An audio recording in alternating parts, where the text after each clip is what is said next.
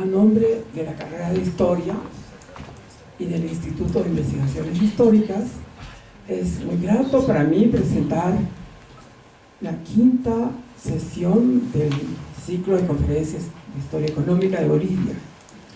Esta vez tendremos dos jóvenes investigadores,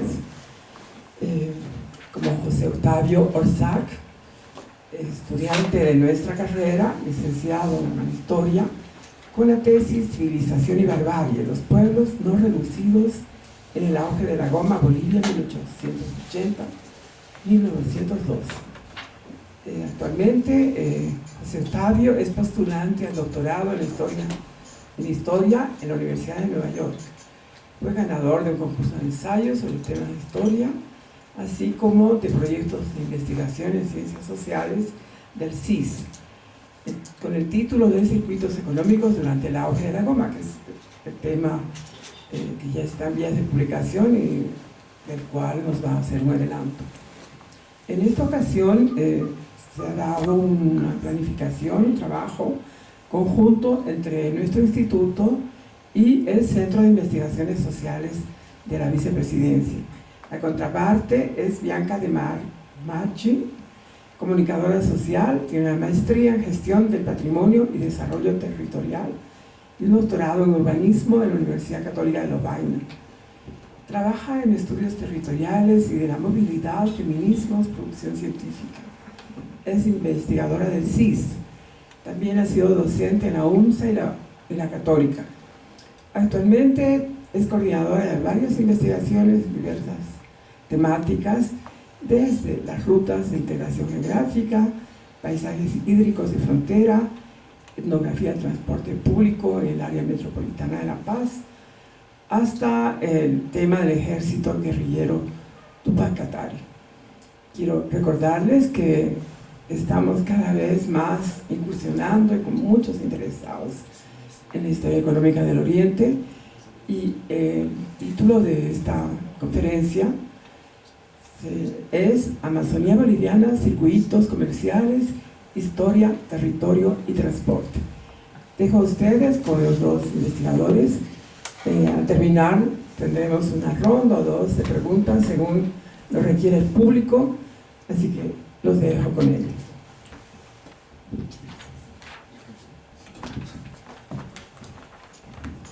Bueno, muy buenas noches a todos y a todas, gracias por venir.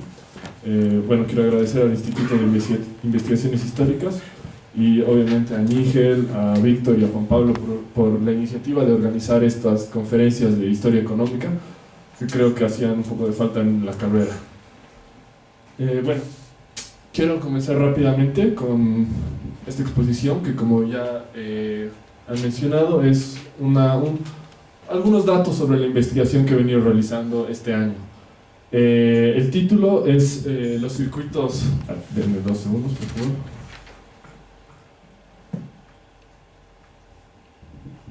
Circuitos comerciales durante el auge de la goma en Bolivia, el mercado interno oriental, entre 1880 y 1912. Lo que he buscado... Bueno, rápidamente les menciono la estructura de esta investigación para tener más o menos una idea sobre qué temáticas voy a estar abordando y más o menos cómo las he organizado. La investigación está dividida en dos partes. La primera es el comercio de la goma y los departamentos del Oriente. En esta parte trato un poco de lo que son los circuitos de exportación, principalmente las regiones que fueron productoras de goma y las aduanas por donde eran exportadas. Posteriormente entro a analizar un poco más detenidamente lo que son los datos de exportación e importación de las aduanas que tuvieron o fueron importantes en cuanto a la economía gomera, y finalmente trato de ver un poco de cuál fue el efecto de la producción de goma y de los ingresos que se generaron para los departamentos del Oriente, específicamente para Beni y Santa Cruz. La segunda parte trato de explicar un poco lo que he denominado lo que es el mercado interno oriental, que vendría a ser un circuito, un mercado interno en todo lo que son los departamentos del Oriente, articulado por las demandas de las barracas gomeras y por otras características que se van dando dentro de este circuito, ¿no? Por ejemplo, la especialización del Beni en cuanto a ganadería y su dependencia de productos agrícolas, etcétera, etcétera, ¿no? En esta sección veo justamente este tipo de producción, veo también cuáles fueron las vías de comercio interdepartamentales y finalmente lo que vendría a ser el fin de este mercado interno con el descenso de los precios internacionales y la llegada del ferrocarril Madera-Mamoré.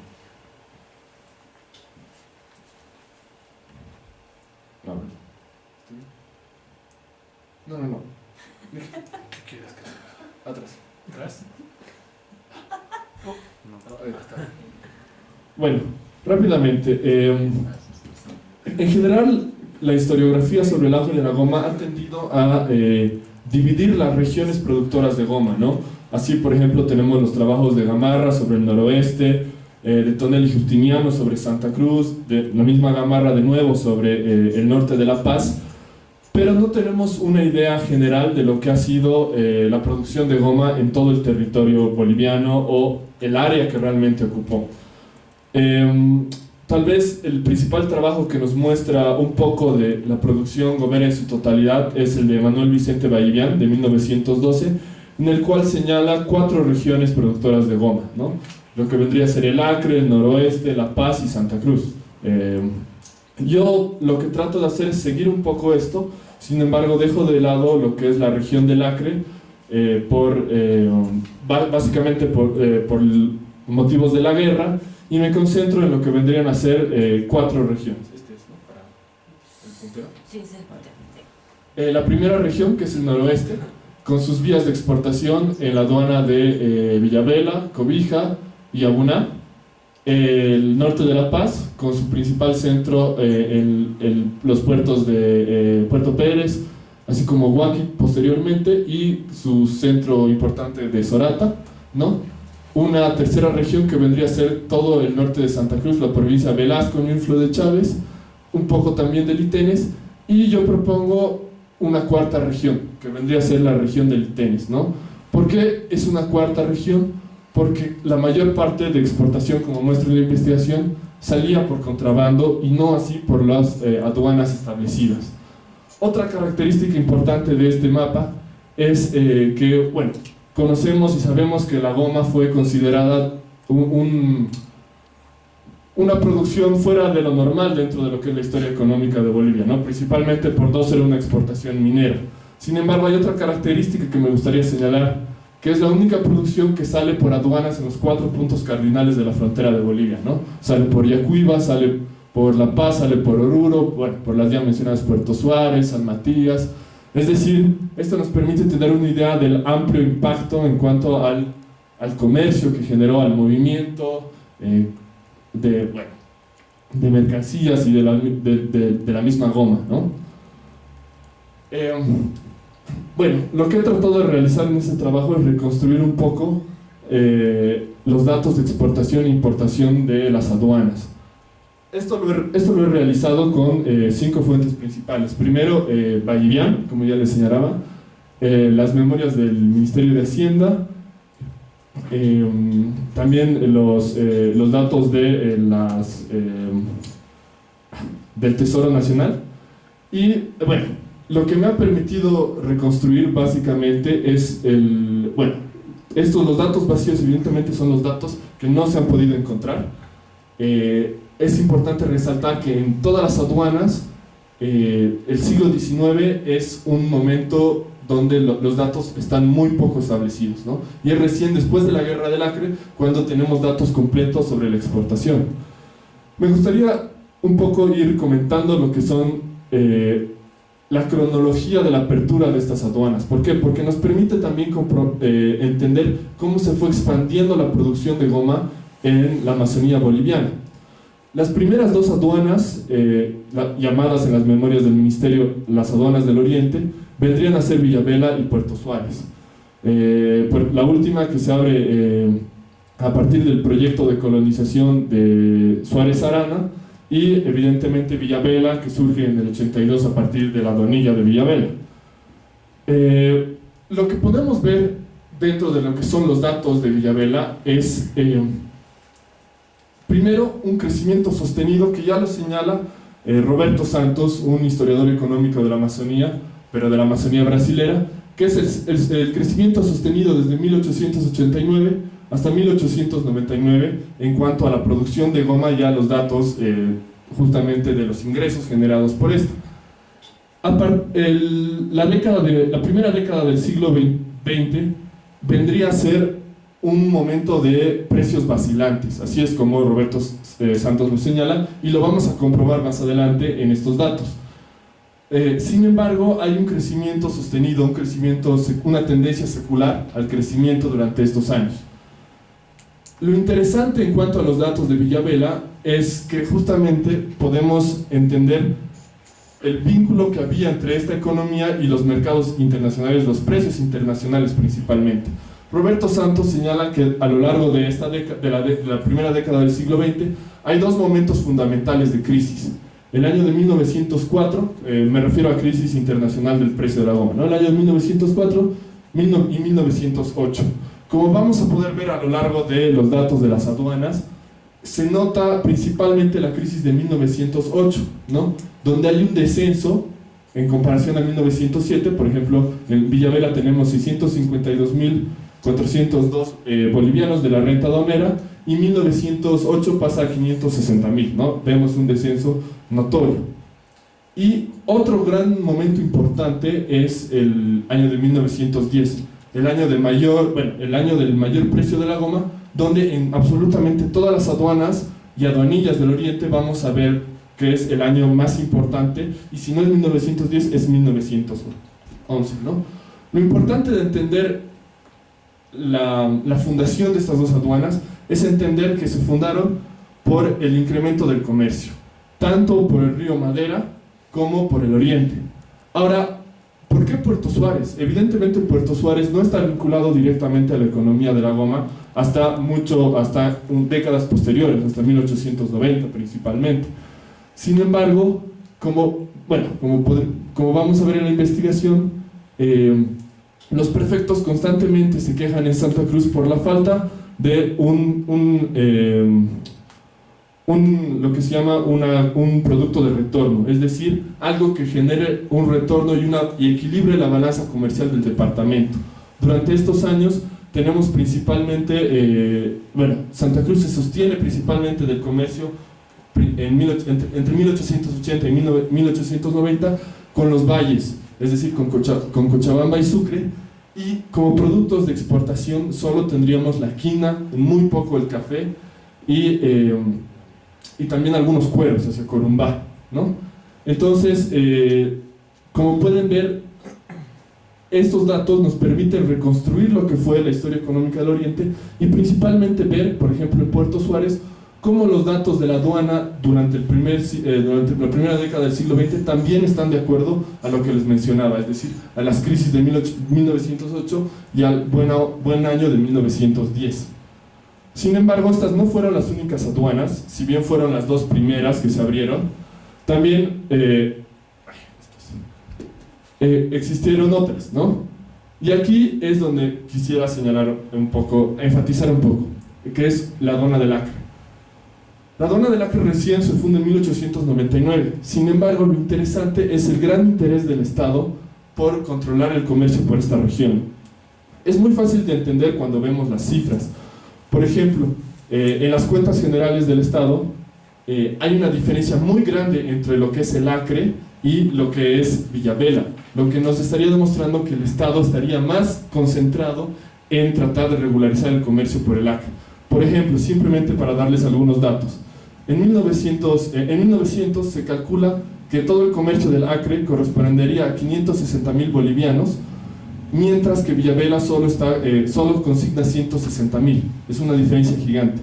En 1901 es 1 millón frente a 190.000, y en 1902 es otra vez 1 millón frente a 160.000. Esto nos demuestra la gran importancia que tenía el Acre, principalmente por el interés de reglamentar el comercio o regularizar el comercio, a diferencia de lo que era Villavela. Esto también se ve nuevamente en el presupuesto general de la nación, donde entre 1902 y 1906 recién aparecen los datos de las otras regiones productoras. Todavía no aparecen ni La Paz ni Santa Cruz. Entonces esto nos da una idea de que el Estado estaba mirando al Acre, ¿no? Antes de la guerra del Acre, obviamente. ¿Qué pasa? Bueno, como podemos ver, hay tres datos en 1899, 1902 y 1904, donde efectivamente se logra registrar ingresos por esta aduana. Posteriormente, ¿qué pasa tras la guerra del Acre? Tras la guerra del Acre hay un movimiento y evidentemente hay un interés del Estado también por empezar a concentrarse en las otras áreas, en las otras fronteras. Y esto se ve a partir de la creación de aduanas y aduanillas en todo lo que es la Amazonía boliviana. En primer lugar está el ABUNA, ¿no? En 1903. Esta aduana va a tener una función muy importante, no tanto tal vez desde el punto de vista comercial y de ingresos, sino para resguardar la frontera, ¿no? Lo que vemos en las memorias y las cartas de los administradores de la aduana es que es una región principalmente controlada por brasileros, tanto fleteros como también dueños de barracas, a pesar de que la mayor parte de la boliviana, de la goma, se encuentra en territorio boliviano. Años más tarde se funda la aduana de Cobija, en 1906, aunque los datos recién aparecen en 1908. Lo importante de esta aduana es que se convierte rápidamente en la segunda aduana de mayores ingresos por la exportación de goma y también por la importación, ¿no? Eso fácilmente lo podemos ver comparando los datos de la renta aduanera con los datos de la renta aduanera de la ABUNA. Y aquí me gustaría centrarme un poco que es en cuanto a la aduana de Itenes y San Matías. ¿Por qué? Porque justamente los datos de esta aduana nos permiten señalar que la región del Itenes fue una cuarta región productora de goma que no está investigada, ¿no? A partir de 1900 vemos el surgimiento del interés por las barracas gomeras en el Itenes. Esto se ve principalmente a partir de los diarios tanto de Baures como de Magdalena. En esto se señala, incluso se llega a hacer propaganda por la región, ya que se dice que el Acre está en guerra, que las cachuelas son peligrosas, y se empieza a hacer propaganda por el Itenes justamente para señalar que es una región que posee goma y que posee fáciles accesos para la exportación. ¿Cuál era el principal acceso? Marcelino Messiel, un barraquero del lado brasilero, abre un camino entre su barraca y un punto del río Jarúa, que es un afluente del río Paraguay. Este camino es completamente en territorio brasilero y servía para realizar las exportaciones del Itenes. Durante este mismo periodo, en los periódicos de Magdalena Cibaure, como señalaba, se encuentran las denuncias del contrabando, tanto del ingreso de productos por este camino como de la exportación de goma. Se menciona que hay rescatadores brasileños que se estarían sacando la goma. Entonces la provincia empieza a pedir una aduana para controlar el comercio. La aduana se va a construir en 1906. Beni quería que sea en un punto denominado el Cafetal. Sin embargo, la fundación de la aduana se le encarga al departamento de Santa Cruz. En un primer momento se intenta que sea en el Itenes, sin embargo se la lleva a lo que es San Matías. Esto genera una serie de conflictos, ahora no los vamos a tocar en profundidad. Sin embargo, ¿qué podemos ver en los datos? Solo el primero vendría a ser de una exportación efectivamente del Itenes, ¿no? Que es en la primera fundación de la aduana, y a partir de los datos de 1909 ya es San Matías. Lo que llama la atención es que el dato de 1906 es más alto que el primer dato de San Matías, y evidentemente este es recién el primer año de fundación de la aduana, ¿no? A pesar de esto, San Matías nunca llega a ser una región importante en cuanto a exportación de goma, principalmente por los límites que ponía y las trabas que ponía el gobierno brasilero al comercio por el río Paraguay. Y finalmente tenemos las tres aduanas que estarían fuera del área amazónica propiamente dicha, y es La Paz, Oruro y Yacuiba. En el caso de La Paz, bueno, es una aduana de la cual se tienen registros por exportación de goma desde muy temprano, ¿no? Y durante muchos años esta tabla, como mencionan algunas memorias del ministerio, sirvió para verificar efectivamente el crecimiento de goma, principalmente por los problemas que se daban en el Acre, por los problemas de comunicación con la región amazónica. Lo importante en este caso es que tanto La Paz como Oruro tuvieron un crecimiento sustancial desde la Guerra del Acre. ¿Por qué? Porque como la región se encontraba cerrada para el comercio, los gomeros empezaron a buscar otros circuitos de exportación y otras vías, ¿no? También esto se puede ver en la misma Gaceta del Norte, el periódico de Riberalta, donde se realizan transcripciones del Heraldo de Cochabamba, buscando tal vez redireccionar un parte del comercio justamente por el Chapare, ¿no? Y Yacuiba es otra aduana muy importante, porque si bien los datos de exportación, derechos de exportación por goma no son elevados, la goma era el principal producto exportado por esta aduana. Por ejemplo, para 1910 tenemos específicamente el dato de 41.316 bolivianos por goma, y el segundo producto inmediato de exportación vendrían a ser los cueros de ganado vacuno, y solo reportan 52 bolivianos, ¿no? Para tener una idea de la diferencia. Sin embargo, la aduana de Yacuiba se convierte en otro punto central para la importación de productos, principalmente para Santa Cruz, ¿no? Y incluso le llega a quitar el lugar privilegiado que había tenido Puerto Suárez durante estos años, porque el camino por Yacuiba era mucho más fácil, y se empieza a dar una facilidad con Argentina, y esto lo vamos a ver más adelante, ¿no? Entonces, lo que podemos... bueno, y un dato más, que es una cita del administrador de la aduana de Yacuiba, que justamente permite vincular qué tan importante era la goma en estas aduanas, que como hemos visto en su rendimiento no parecen tan importantes, ¿no? El administrador señala: el mayor rendimiento de 68.000 bolivianos que se ha obtenido en 1903 proviene principalmente de que, por causa de la quiebra comercial de la casa de los señores Rivera y compañía de Rosario, gran parte de las mercaderías con destino a Santa Cruz se estancaron en esa casa y solo pudieron ser despachadas en los primeros meses del referido año. También, como el alza-baja de la goma influyen decisivamente en el bienestar o malestar del comercio de los departamentos de Beni y Santa Cruz, los comerciantes de esas plazas hacen sus pedidos al exterior según sean las fluctuaciones de este artículo. Así, a principios de 1912, por mantenerse el precio de la goma en buenas condiciones, efectuaron pedidos a Europa en grandes proporciones dentro de la relatividad. Esos pedidos, por razón de la quiebra anotada, se despacharon a su mayor parte a la gestión de 1912. Quería resumir con esta cita justamente la importancia que tenía y la relación que había entre la exportación de goma y la importación de otras mercaderías, y principalmente en relación a una aduana que parece tan poco importante en las cifras como es Yacuiba. Para ir yendo un poco más rápido, otra parte de esta investigación señala la influencia que tuvo todo este ingreso por las aduanas, tanto por importación y exportación, en la vida económica de los departamentos, ¿no? Y en la investigación son tres los pilares centrales: el circulante, ya que el auge de la goma permitió el ingreso de circulante, ya sea libras esterlinas o en algunos casos moneda nacional; la subvención de las aduanas a los departamentos; y la renta interna per cápita. Aquí vemos lo que es la subvención al departamento del Beni.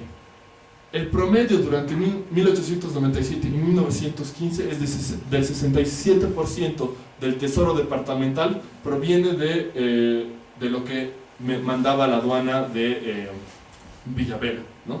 Aquí podemos ver, ya no tenemos mucho tiempo y me gustaría comentarles, pero tiende a decrecer.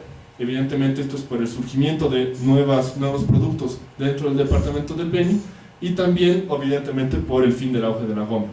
Para Santa Cruz tenemos una tabla similar. Sin embargo, en Santa Cruz la situación es diferente. Evidentemente, pues el departamento de Santa Cruz tenía otras opciones económicas, y lo cual se refleja también dentro de lo que es su tesoro departamental.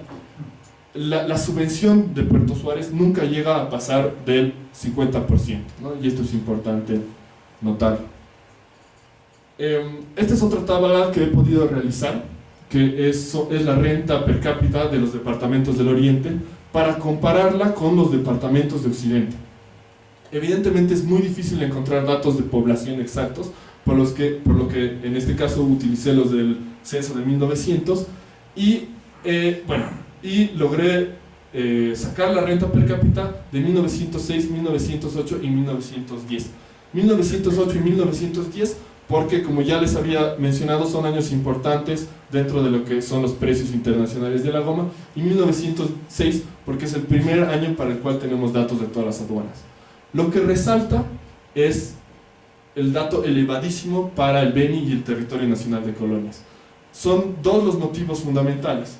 Uno, los grandes ingresos por exportación e importación en estas aduanas, y la poca población, ¿no? No hay ningún departamento que tenga siquiera cifras cercanas, ¿no? Para 1906 el más cercano sería La Paz, y en general es La Paz. Y para el caso de Santa Cruz es importante tener en cuenta que, si bien sus cifras no son altas, gran parte de su exportación se empieza a realizar por Yacuiba, como ya hemos visto, ¿no? Y evidentemente esta no era una aduana que se encontraba dentro del departamento de Santa Cruz, por lo cual no se la toma en cuenta.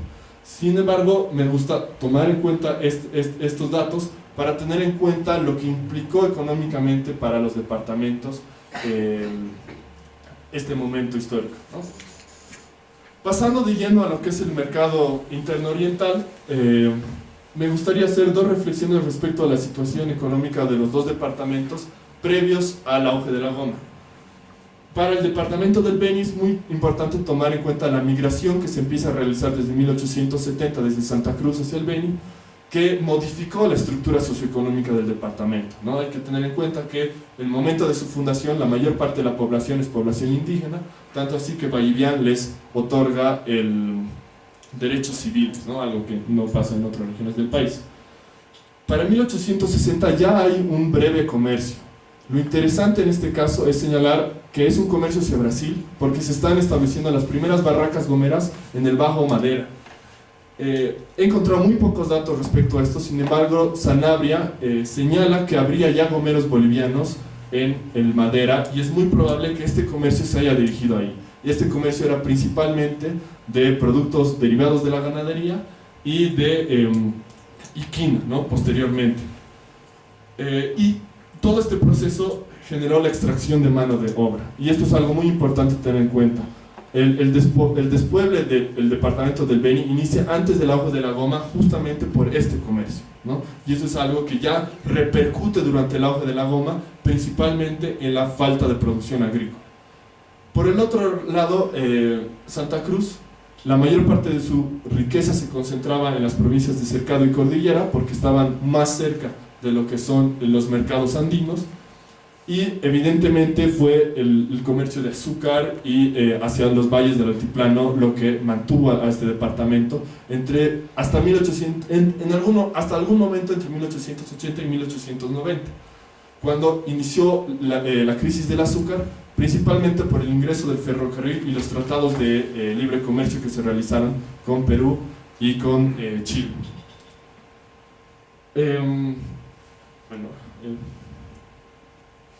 Es muy importante, para poder entender qué era realmente o qué sucedía durante Beni, o cuáles fueron los cambios dentro de la economía del departamento para este año, para este periodo, es decir, ya con el auge de la goma, me gustaría mostrarles este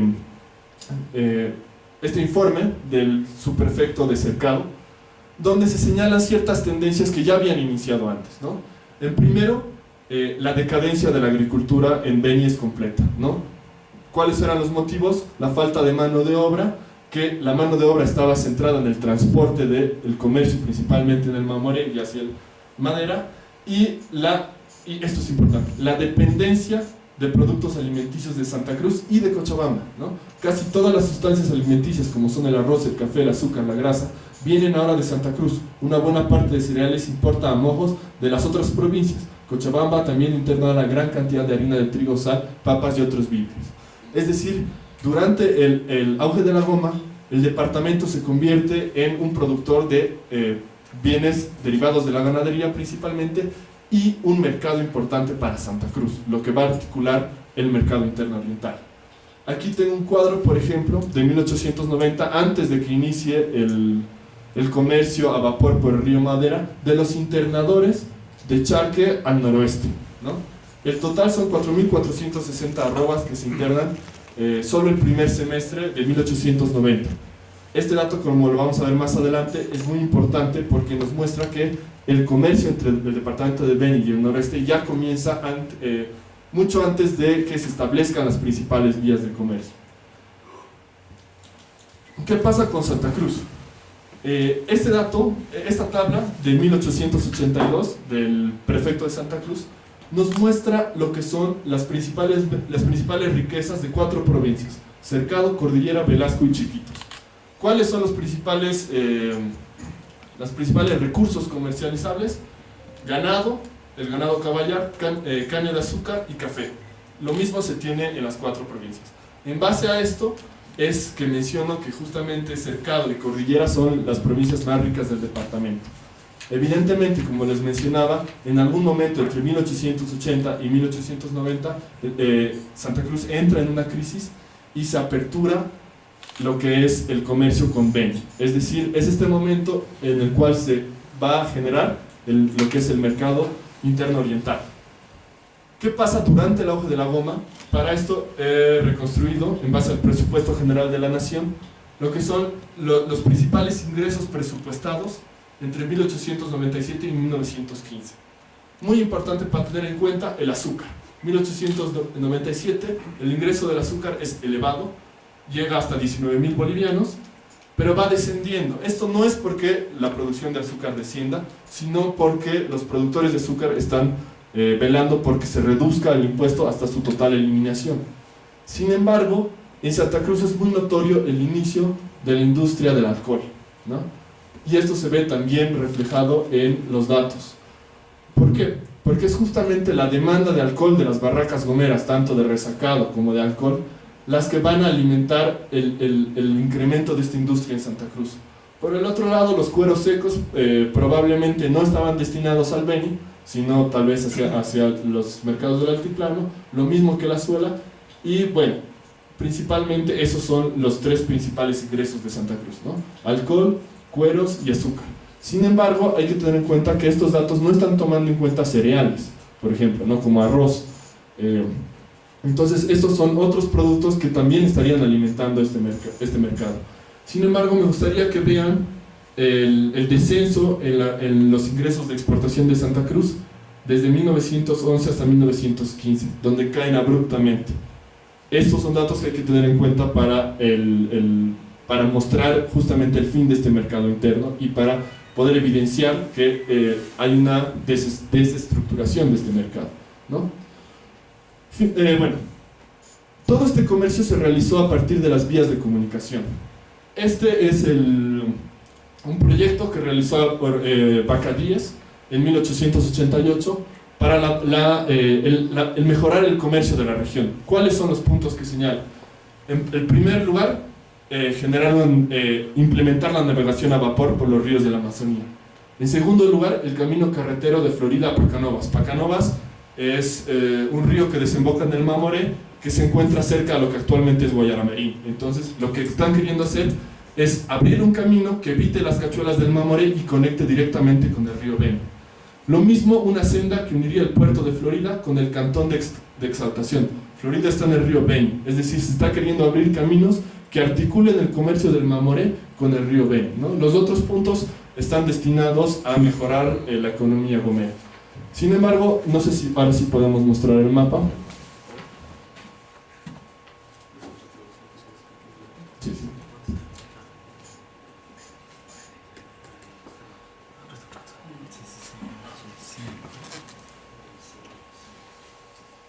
Bueno, este es un mapa de 1903 que muestra los caminos que habría entre el Mamoré y el río Beni, y esto es importante tener en cuenta.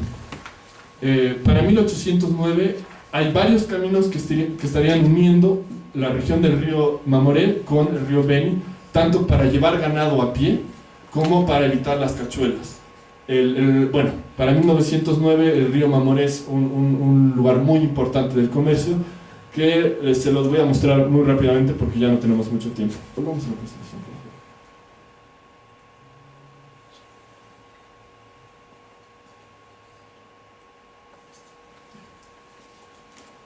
Bueno, ¿qué tan importante era el río Mamoré? Esta tabla está realizada en base a los datos de las guías de cabotaje del vapor Inambari de la Casa Suárez, que nos muestra cuáles eran los principales productos que se estaban comerciando por el río Mamoré. En primer lugar es charqui. El peso, 3.561 arrobas, es decir, muy similar a los datos que les había mostrado de 1890. Arroz, azúcar, manteca, sal, queso, maíz. Todo esto representa alrededor del 56% de todo el comercio que se tiene en cuenta en estas guías, y esto nos demuestra la importancia que tenía el Mamoré para abastecer las barracas gomeras. Este es un dato del puerto de Cuatro Ojos, por ejemplo, que también nos está mostrando la importancia de este comercio por el Mamoré. Lo voy a saltar. Y finalmente voy a llegar a lo que es el ferrocarril Madera-Mamoré. Este es un fragmento de una carta que manda la bancada departamental de Santa Cruz al Ministerio de Hacienda. Lo lindo de esta carta es que nos refleja todo lo que acabamos de ver. Es decir, nos menciona cómo Santa Cruz había sobrevivido a la crisis gracias a la apertura de los mercados en las barracas gomeras, y cómo tenían, esta carta es de 1908, cómo tenían el ingreso del ferrocarril, y le pedían al gobierno abrir otras vías de comunicación para Santa Cruz, principalmente hacia el río Paraguay, y también frenar un poco el avance de Brasil, ya sea a partir del telégrafo o de controlar mejor las fronteras. ¿Cuál es el resultado del ingreso del ferrocarril Madera-Mamoré? Lo podemos ver en esta tabla, ¿no? El descenso brusco de los ingresos por exportaciones de Santa Cruz, es decir, Santa Cruz pierde su mercado. También tenemos, por ejemplo, los datos que nos menciona el corresponsal del periódico La Democracia, que está en Guayaramerín, que nos menciona que estarían ingresando productos de contrabando, cruzando en pequeñas barcas, lo que nos demuestra que había muchos factores que evidentemente provocaran esto. Ahora, ¿por qué yo señalo el ferrocarril Madera-Mamoré como el principal elemento o momento histórico, el momento que genera la caída de este mercado? ¿Por qué? Porque la producción de goma se va a incrementar a lo largo de la segunda década del siglo XX en cuanto a cantidad, no en cuanto a ingresos, lo que señala que las barracas todavía seguían activas, todavía seguían siendo un mercado importante.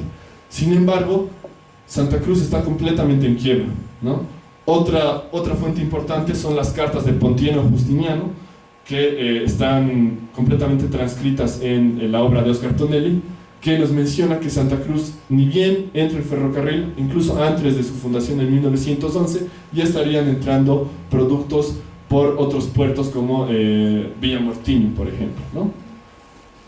En conclusión, lo que he tratado de reconstruir un poco en esta investigación es todo este periodo y el movimiento tanto de mercancías, pero a partir de una idea completa de lo que fue el auge de la goma en el territorio boliviano, ¿no? Hay que tener en cuenta que el circuito de exportación que está reflejado en lo que son los datos de las aduanas está articulado con este mercado interno que acabamos de ver, ¿no? Es muy importante tener en cuenta que este mercado interno es muy distinto a otros en cuanto a historia económica en el siglo XIX. ¿Por qué? Porque para la zona andina normalmente hablamos de lo que es la destrucción del mercado colonial, ¿no? En este caso, el mercado interno oriental no es para nada un mercado colonial, perdón. Es un mercado que surge en el siglo XIX a raíz del auge de la goma, y también, bueno, se destruye por los mismos motivos y el mercado, ¿no? Finalmente, podría señalar que dentro de una de las reflexiones que tengo es que es un mercado interno accidental. ¿Por qué? Porque la forma de producción tanto del azúcar, de la ganadería en Beni y en Santa Cruz son muy precarias, ¿no? En Beni todo el rato se está mencionando el problema del chaqueo indiscriminado. Las cabezas de ganado son cerriles, no son de ganado criado, y esto provoca la decadencia de los hatos ganaderos. Lo mismo pasa en Santa Cruz, ¿no? Entonces, este mercado evidentemente tenía una debilidad frente a la competencia tanto de Brasil y también posteriormente de Argentina, ¿no? Bueno, muchas gracias.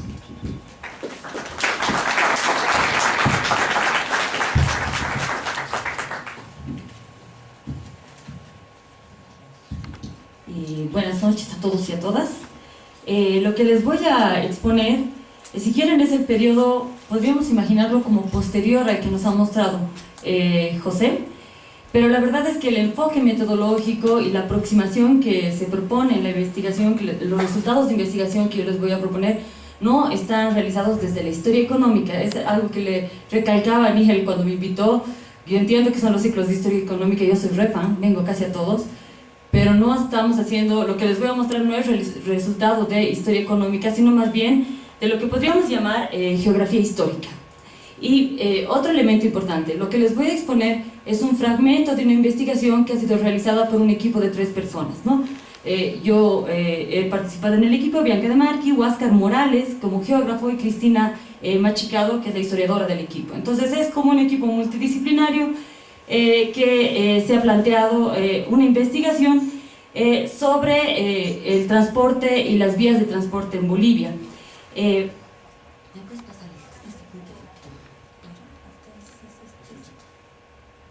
Sí, una primera cosa que me interesa hacer es, bueno, un poco dialogar con la exposición que acaba de hacer José. ¿Por qué? Porque, bueno, por un lado, porque ya venimos de una discusión anterior donde él expuso algunos avances de investigaciones en el CIS, entonces yo me quedé así pensando en varias cosas, y por otro lado porque he tenido el privilegio de leer el documento de José, un avance de investigación, no un documento cerrado, pero ya un documento donde él expone una primera idea a partir de la cual me gustaría enlazar la exposición que voy a hacer. Él nos plantea, si bien el auge de la goma ha sido abordado desde una óptica nacional, su estudio en regiones separadas ha evitado tener una comprensión global, o, para ser redundante, nacional, de este periodo de la historia de Bolivia. Entonces, me voy a agarrar de esto, que es un poco la hipótesis fuerte que nos ha expuesto José, partiendo de un concepto bien geográfico, que es el concepto de escala, que es el que pienso que él pone en discusión en esta su exposición, el que pone en tensión a partir del estudio de la goma que nos plantea. Entonces, ¿qué voy a entender yo por escala espacial? Específicamente, yo estoy entendiendo la relación entre el observador y el espacio observado o representado, ¿sí? Por eso, cuando hablamos de escala, vamos a tener muchas formas también de entender la escala. Una primera puede ser una cartográfica. Si se acuerdan, cuando vemos los mapas, generalmente tenemos una referencia que nos da cuenta de cuántos kilómetros entran en 1 centímetro, por ejemplo, ¿sí? En este caso, muchas veces lo que entendemos por gran escala, por ejemplo, va a ser una escala 1 a 1. ¿Qué es la escala 1 a 1? Realmente es cuando vemos un maniquí, que le digo, ¿sí? Está exactamente en la dimensión, es una representación de algo, pero está en la dimensión 1 a 1, ¿sí? Entonces, esa es una primera forma de entender la escala, pero hay muchas otras, y particularmente estas son las que más usamos en ciencias sociales normalmente. Por ejemplo, tenemos la escala, si quieren, más analítico-social, que es esta idea de macro y micro, ¿no? La microsociología, la macrosociología, la microeconomía, la macroeconomía, que da cuenta de fenómenos sociales, económicos, geográficos también, grandes o pequeños, ¿no? Grandes o pequeños es una forma de decir, ¿no? Que los vemos con mucho detalle, que los vemos en una escala más grande, probablemente más panorámica y con menos detalle. Finalmente tenemos también la escala político-administrativa, que es una que usamos mucho y que pienso que nuestros estudios son los que ponen atención, pero es la más común, la que más movilizamos porque nos enseña la geografía escolar este tipo de escala, ¿sí? Que es la escala político-administrativa, ¿no? Entonces, por ejemplo, vamos a hablar del nivel departamental, o vamos a hablar a nivel nacional, ¿sí? O vamos a decir al nivel municipal. Esto nos habla de las áreas político-administrativas que se han ido desarrollando en nuestro espacio para controlar el territorio desde el Estado y desde sus diferentes formas de gobierno, ¿sí? Pero muchas veces esta forma, que es una fórmula muy fácil, la que hacemos en el mapa de colores, nos evita entender el territorio en las dinámicas, que es un poco lo que nos propone entender hoy día José, ¿sí? Esta otra escala, que es una idea del espacio mucho más experiencial, vamos a poderla entender también en diferentes dimensiones. Por ejemplo, hay el espacio de la proximidad o cotidiano, ¿sí? El espacio que yo recorro desde el sujeto, o hay a veces también una escala de las prácticas, pero de los estados, que es, por ejemplo, la que podemos discutir en la geopolítica, de los actores políticos, de las transnacionales, que tiene otra dimensión, ¿sí? Tiene otro tipo de funcionamiento. Entonces ahí también estamos hablando de escala, pero es una escala de las prácticas, si quieren. Entonces, lo que yo veo en la exposición de José, en la investigación que le está realizando, es que va a poner en discusión una escala político-administrativa, que es la que generalmente domina en muchas de nuestras referencias, a partir de las prácticas, ¿sí? Y cómo él propone la solución metodológica de hacer eso es precisamente hacer esta historia económica de seguir el producto, cómo se mueve el producto por el espacio, por dónde se comercia, ¿sí? Ahora, lo que nosotros hemos hecho en la investigación que compartimos con Huáscar y Cristina es un desafío que un poco venía del otro lado. O sea, la propuesta de investigación en la cual nos hemos incorporado se planteaba la historia de la integración nacional del territorio boliviano, ¿sí? Y a lo largo de la historia. Entonces, como se darán cuenta, es una súper escala grandota. O sea, estamos hablando de todo el territorio y de toda la historia. O sea, había como todo y nada que estudiar. O sea, nos hemos visto en el enfrentamiento de hacer, de alguna manera, un diseño metodológico que nos permita abordar este enorme sujeto. Y lo que hemos decidido un poco, después de varios experimentos, ¿no?, es, por ejemplo, hemos decidido priorizar los medios y las vías de transporte para entender cómo estas se han desarrollado, pero no todos los medios y todas las vías de transporte, sino principalmente los modernos. ¿Por qué? Porque consideramos que el territorio normalmente tiene muchos flujos y muchas vías, ¿sí? Todo el tiempo hay muchos flujos, muchas dinámicas que están comunicados. Si ustedes ven muchos reportes de la independencia, el mismo diario del Tambor Vargas que leemos con frecuencia, ustedes van a encontrar que había miles de caminos y de sendas ¿no?, que están ahí registrados, y que comunicaban el territorio. Este no era un territorio necesariamente desintegrado y desarticulado, pero la articulación moderna de ese territorio es otra cosa. Entonces hemos priorizado la modernización, los transportes modernos, y hemos visto una estrategia de ver esos transportes modernos, sobre todo priorizando 3 estudios de caso. ¿Sí? Hemos tomado 3 nodos que hemos considerado relevantes por su relación con la economía del país, por diferentes momentos económicos del país y por diferentes medios a los cuales se articulan. Uno de esos es Riberalta, ¿no? Por eso es que de alguna manera hemos empezado a indagar todo lo que es el transporte del norte amazónico, y de ahí nos integramos un poco con la exposición que ha hecho José. Ahora la cuestión es, bueno, aquí les voy a mostrar un poco el mapa hidrográfico, si quieren, del país, y el mapa de vías del país actual, ¿no? Lo que están viendo en rojo son las carreteras de la red vial fundamental.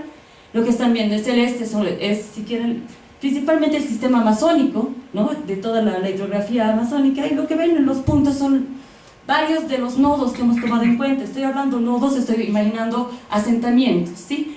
Porque normalmente lo hemos abordado pensando en una red. Entonces son nodos de una red que se conecta. Bueno, esa es la zona de estudio principal en la que nos hemos concentrado. Un poco la idea era ver, bueno, este es Riberalta, hemos tomado Riberalta, y lo que nos interesaba ver era cómo en la historia Riberalta se ha conectado con diferentes lugares, con diferentes medios de transporte.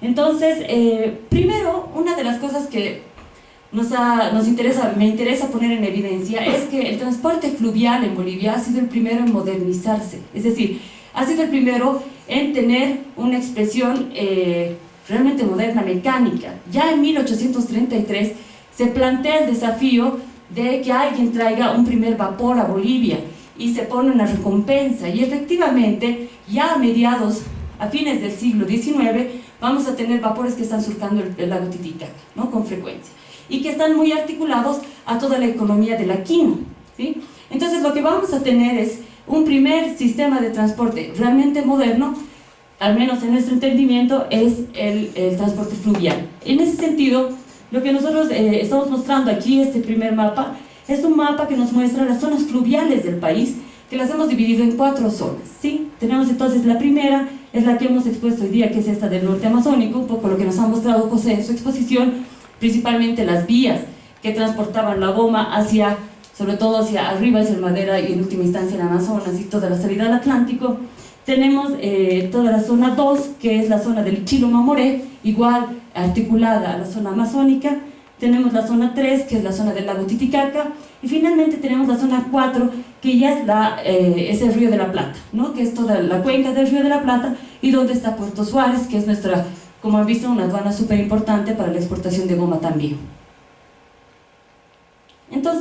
si revisamos lo que se refiere al tema de la primera articulación fluvial de la zona amazónica, vamos a tener varios fenómenos que nosotros hemos logrado registrar, bueno, que nosotros registramos, ¿sí? Seguramente habrá muchos más. Entonces, en la región amazónica, vamos a ver que el Estado tiene una preocupación ya a mediados del siglo XIX con todo el tema de la quina, ya con Vallivian, que impulsa muchas exploraciones científicas, y hay diferentes exploradores que van a ir abriendo y comprendiendo un poco cómo funcionaba la hidrografía amazónica, y evidentemente es la goma la que va a impulsar principalmente la aparición de los vapores en los ríos amazónicos, ¿no? Como seguramente conocen, si no conocen, es parte de lo que hemos investigado. Existía una importante cantidad de vapores que surcaban tanto el Ichilomomoré como los diferentes ríos El Acre, y hasta donde se podían, sobre todo dependiendo de las temporadas de altas y de bajas, los ríos incluso con cachuelas.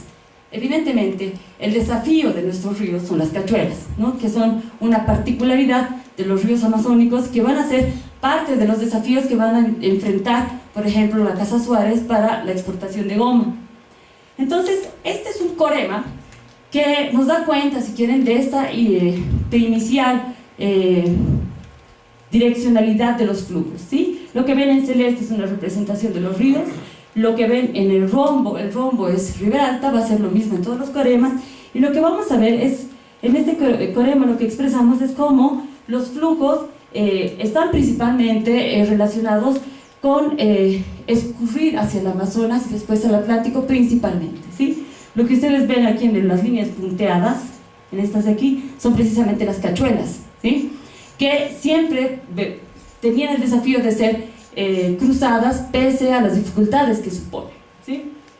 Entonces, lo que vamos a ver después es la evolución de este transporte, ¿sí? Después de la Guerra del Acre existe efectivamente una ruptura y una dificultad en las siguientes continuidades de la navegación por los ríos amazónicos. Entonces, esta dinámica, primero esta ruptura y esta dificultad para salir al Atlántico, va a llevarnos a priorizar salidas hacia el Pacífico, ¿sí? Y después lo que vamos a tener también es que a lo largo del tiempo y con el descenso de la goma van a empezar a priorizarse otro tipo de movilidades. Por ejemplo, una de las movilidades importantes que va a surcar los ríos amazónicos es el desafío de hacer llegar carburantes hasta el norte amazónico. Entonces la red de Ichilomomoré se va a convertir en una red fundamental para las barcazas que transportan los hidrocarburos. Entonces, desde Puerto Villarroel, que se va a instalar como un puerto clave, la ruta del Ichilomomoré se va a convertir en una ruta superfuente. Entonces, lo que vamos a ver es que, si vemos ahora un poco la dinámica fluvial de Ribera Alta, tiene una ruta